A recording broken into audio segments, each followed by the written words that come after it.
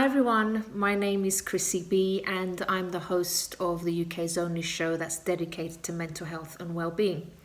And I thought I would actually today record my story because I do share and have been sharing parts of my story on the show, but I've never really done a video or spoken about my story in full. So I thought today would be the day, and I really hope that it helps you in some way. I grew up in a traditional Greek family, Greek Cypriot family. Family was very close, mum, dad, and an older sister. And, every day, everything was fine. Parents told me they loved me every day. Dad was quite strict, but that's how Greek dads were back then. And everything was fine. Everything was going well. I loved my family. We all got along really well, spent lots of quality time together. So I didn't really have the setting, I would say, any trauma or any problem that would lead to the mental health issues that I had later on in life. The only thing I would say that was an issue for me was that my dad was so strict, and we weren't allowed to do the things that most teenagers, kids were allowed to do, like go out with their friends and stuff like that. So that was the only issue really that I had. But everything else was fine.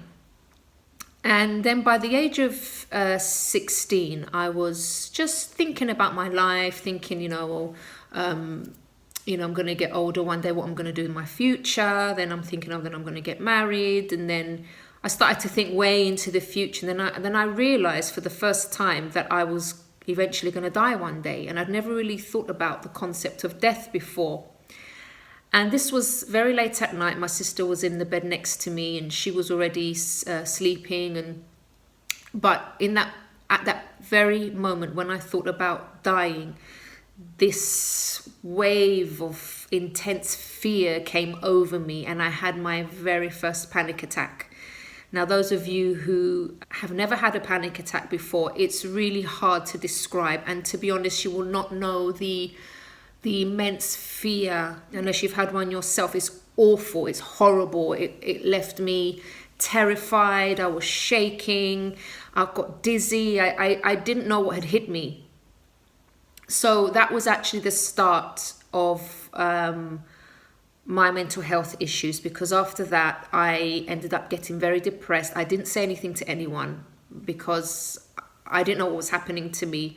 I didn't know the term panic attack back then. I didn't know what depression was. I didn't know any of this stuff. So that was the start of really things going wrong, because after that I had this terrible phobia of death. Every time I would think about dying and not existing anymore, and what would happen after I died, all of these things, that's what sent me into panic attacks. And because I was having these panic attacks and worries about the future, I got depressed. And it wasn't just that though, there was some weird things going on as well. So for example, I would be outside on the street, just walking along, and then this very intense, intrusive thought would come and would say to me, go and pick up that rubbish on the ground, because if you don't, something really bad is going to happen to your family. Your mum's going to die, your dad's going to die, something bad's going to happen to your sister.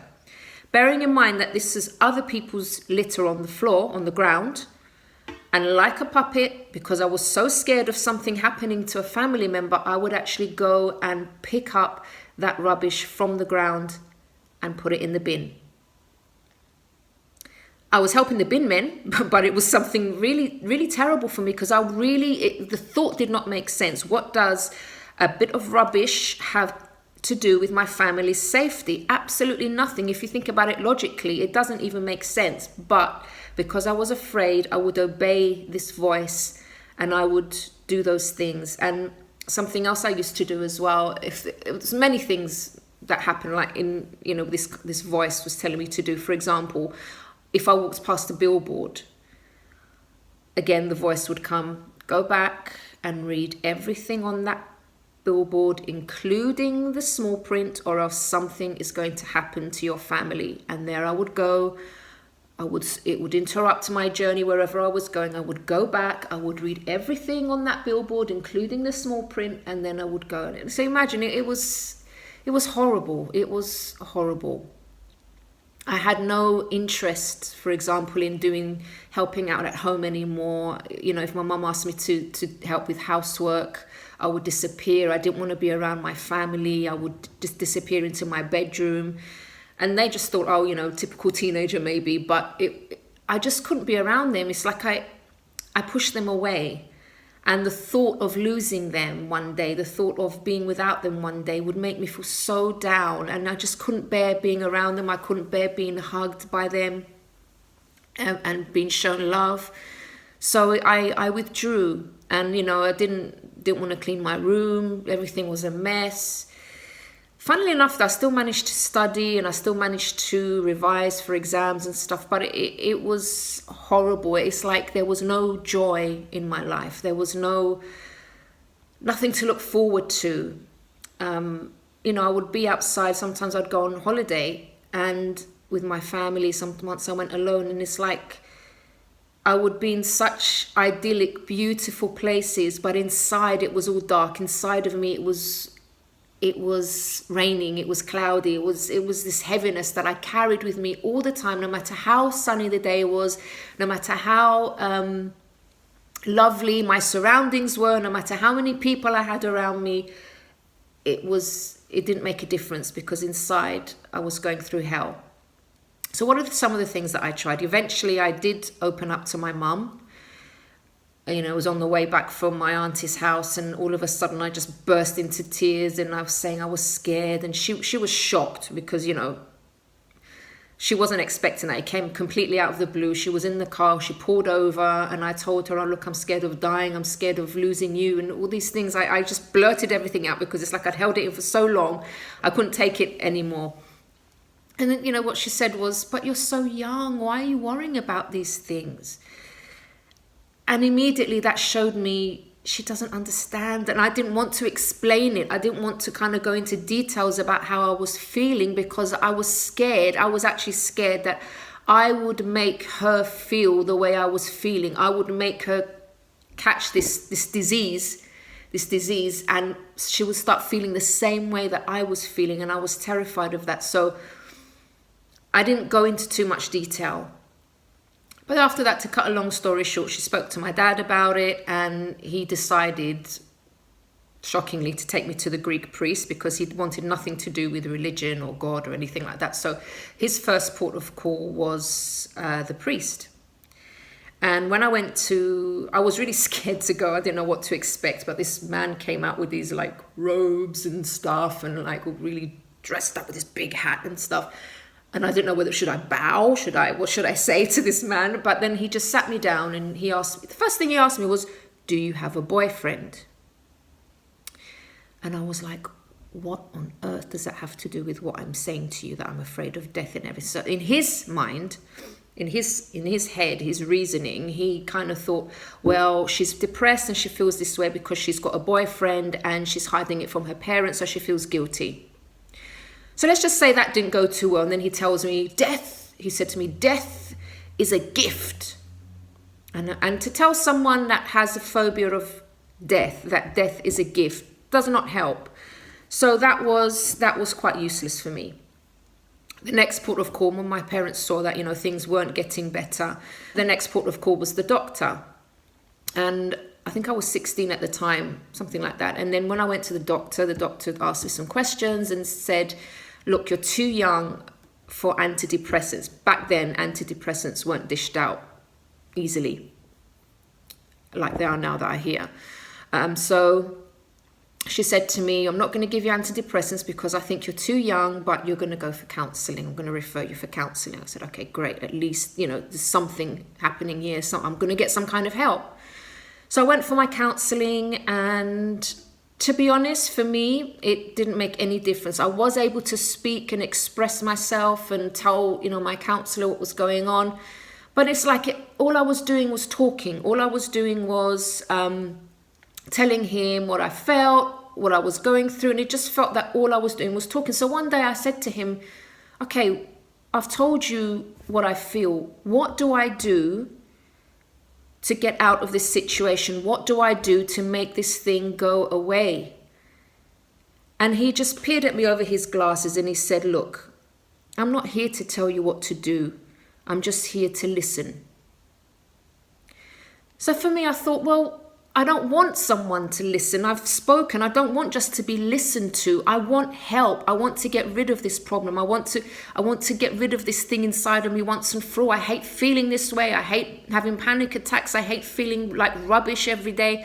I hate feeling unconfident about myself. I hate comparing myself to other people and wishing that I was happy and being jealous when I see other people laughing and smiling. And I smile, but it's fake. I laugh, but it's fake. No one knows what's going on. I want to get rid of all this stuff inside of me. So when he said that to me, I thought, you know what? I'm not going to do this anymore. There's no point. I've been coming here for, I can't remember how long I was going, but I've been coming here for so long. Nothing's helped. Nothing's changed. I'm going to stop this. So I lied to my parents and told them that everything was fine now and everything was good. And I just stopped the counselling. And they thought that was it. But I think they knew that there was something still wrong. And I felt like, my God, I'm the only person on the planet that's going through this. And no one understands and no one's been through what I'm going. I'm so weird. I'm so like rubbish. I'm so different to everyone. That's how I felt. I felt different to everyone. And that made me withdraw even more.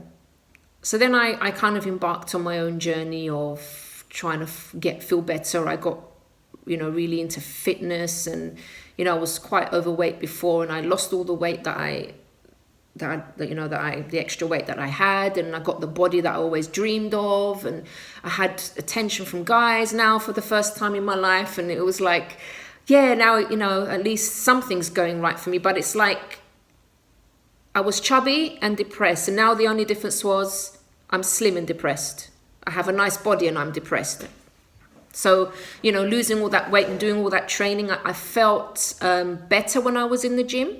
I felt like some kind of relief, a bit of relief when I was in the gym pumping all those weights. I got so strong that I was actually spotted by a coach who wanted to train me to compete professionally.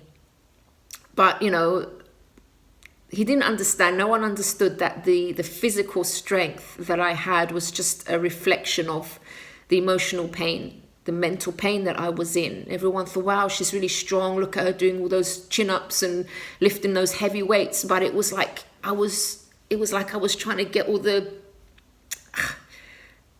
rubbish that was inside of me out. It was a way that I was trying to feel better, but no one knew that. No one knew that why I was in the gym every day for sometimes quite a long time. So I tried that. That helped a bit, but it wasn't really, working.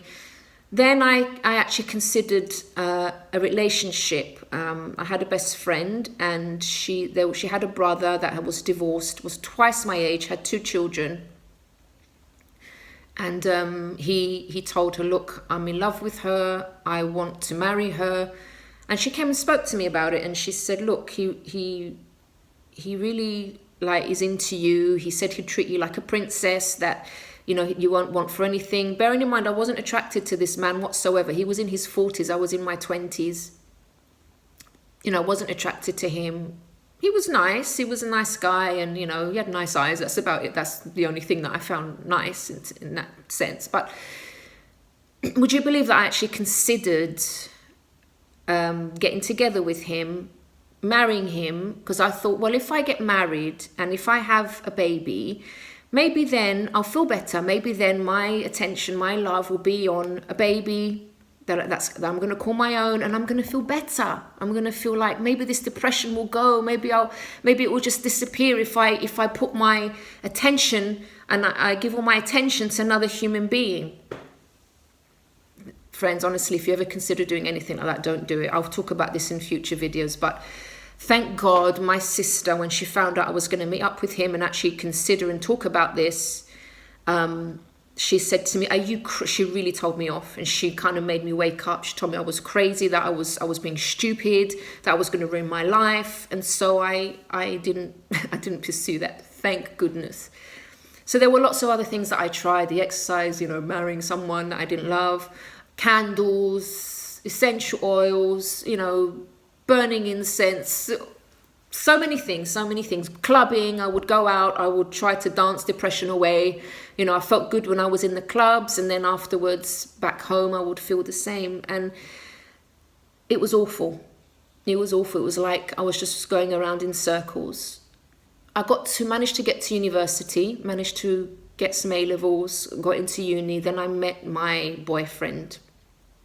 We were friends for a year.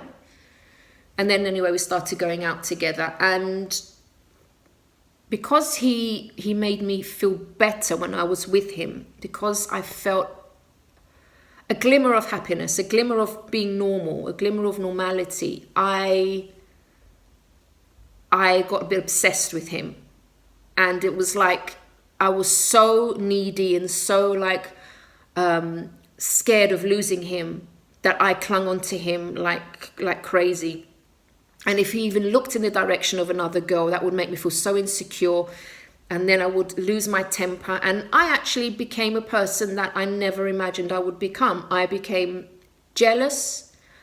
I became violent. I would hit him, swear at him, say horrible things to him, accuse him of things, all because I was afraid of losing him, and all because he'd become like my everything. Because when I was with him, I felt better. When I spent time with him, when we were together, when he was hugging me, holding me, I felt a bit normal. I felt like the depression wasn't so strong, didn't have so much of a hold over me. So this was extremely unhealthy, a very unhealthy relationship, because it's like I depended on him for some normality, and that was so much pressure on him, the poor thing. I don't know why he stayed with me, but I was horrible to him. And then afterwards I would feel guilty. I would feel bad. I would feel like, why did I hit him? Why did I throw something at him? Why did I do this? Why did I do that? And then I'd go back and do exactly the same thing again. So then, as well as depression and panic attacks and OCD and low self-esteem and everything, then I had all these feelings of guilt on top of everything. So things were a mess. And there's lots more, I can't remember everything, but there were so many other things that were going on. But then one day, I finished, surprisingly, I got my degree. I managed to get a 2-1 in business studies. I don't know how I swung that one, but I managed to get my degree. I finished uni. By now I moved in with my boyfriend. We were having, terrible arguments almost every day. And it was just a mess. But then one day I was on the way to and from work. I would be on the bus and I would go past this place, and outside there was this banner that said, "Does it pay to pray?" And I always used to go past and see this sign and never really gave it much thought, but I would always look inside the building and it was always packed full of people, and I would always see this sign and wonder, but then never do anything about it, never take any steps. And then one day, actually one night, I had the worst panic attack that I had ever had in my life. It was so violent, I would say, so violent that even the next day I got up, I went to work, I was still trembling from this panic attack. I was still shaking. And I turned to my boyfriend and I said to him that night, tomorrow, this was a Thursday night this happened, I said to him, tomorrow, I want to go to that place. And he knew where I was talking about. So I made a decision. Look, I've tried everything. I've tried the conventional treatments. I've tried talking. I've tried counseling. I've tried exercise. I've tried all this stuff, and nothing is helping me. And I'm getting worse. And if no one helps me, I'm going to lose my mind, because I got to the point where I was rocking backwards and forwards. Like you see people in mental hospitals, they've completely lost their mind. I understand them, because sometimes when you want to get away from the thoughts in your head, it's crazy. It's really bad. So it's like I'd reached that point where I was rocking myself and felt like I was kind of losing control, and I was coming out of my head. It's really hard to explain that. I was losing the sense of reality, and I knew that if I didn't get help at that point, I would probably end up in a mental home. So the next day I got ready and we went to this place that had the sign, "Does it pay to pray?" And I thought, that's something I haven't tried before. I haven't tried prayer. So my boyfriend agreed to go with me, and what an amazing day. What an amazing experience. This is what happened. As soon as I pushed the door open, it was a miracle, really. The shaking stopped. And I remember turning around to my boyfriend, Michael, and I said to him, I feel better already. And I didn't know what it was. It's like the second I stepped in, it felt so familiar and so safe. I'd never stepped foot in that place before, but there was something there. It was like I'd stepped home, like I'd walked into this warm embrace, something that was telling me, look, everything's going to be all right. This happened like 23 years ago, almost 24 years ago now. And it's like, it's so etched in my memory. It's so like, it's like it happened yesterday for me. So as I said, I stepped in and like, it's like I knew that everything's going to be fine. And then I sat down. It was very quiet. It was very peaceful. And then this man came out, who I didn't know at the time, but it was a pastor. He came out and he started to pray. And it's like, I'd never heard prayers like that before. I'd been to the Greek Orthodox Church, and it was like they would kind of chant, and I never understood what they were saying. And it was kind of singing mixed with chanting, and it's like I didn't understand anything. But here was this man now. He was saying this prayer, but it was really like he knew who he was talking to really intimately, and it was so sincere and so real. Like he was talking to someone that he knew really well. And then one of the things that he said in that prayer was, and I remember these words, maybe, my God, this person isn't sure that you even exist, but show this person that you are real.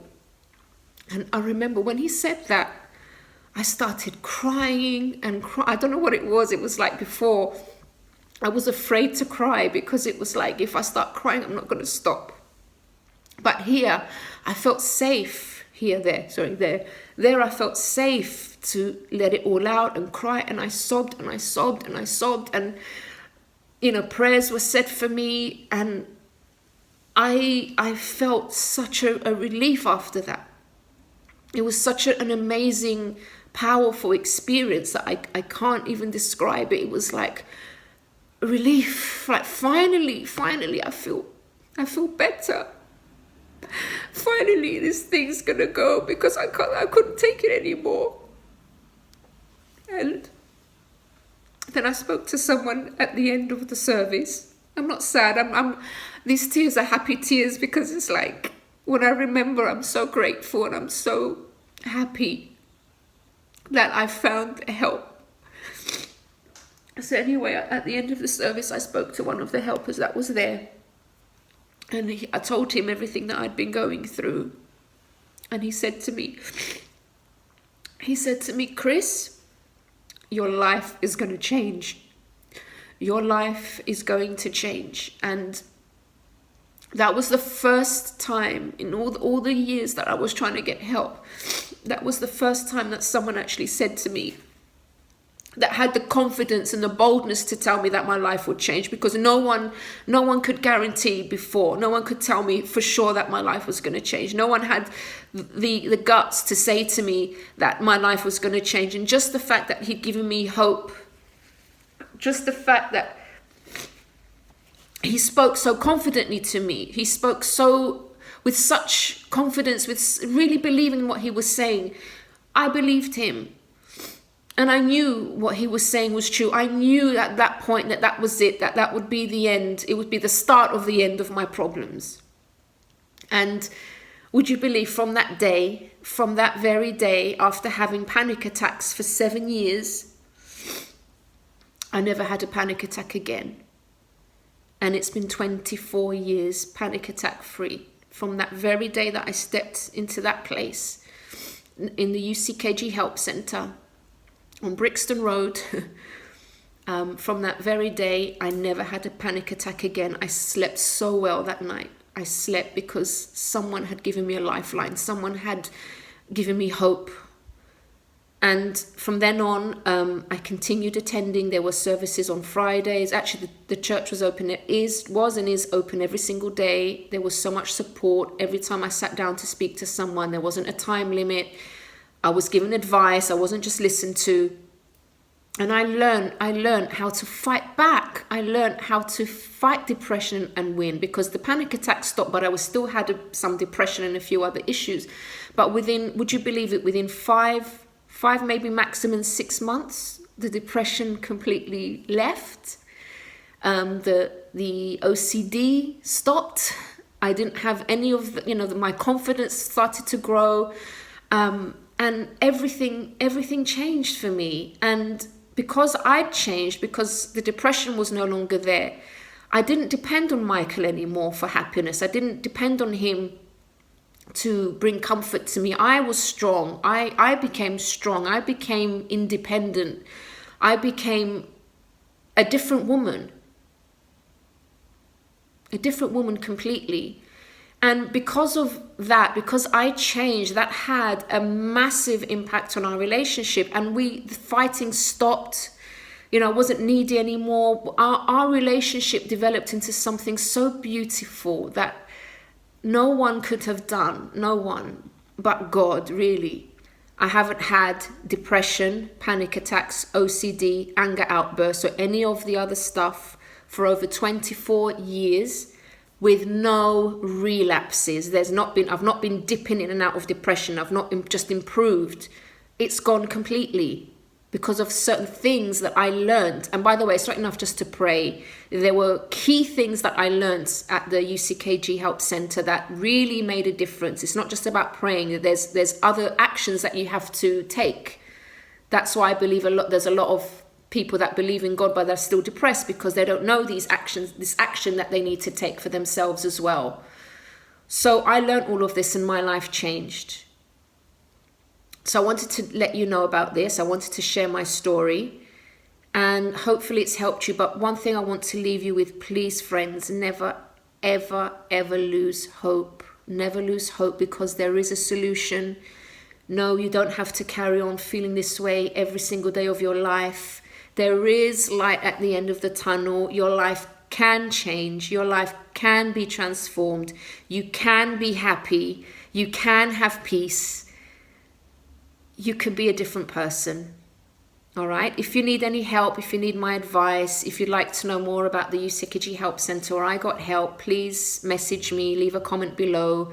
You can email me on chris@chrissybshow.tv and I'll be more than happy to help you. I've made it my life's mission to tell as many people as possible about my transformation, because I can't stand the thought of other people thinking that they have to live with depression, because you don't.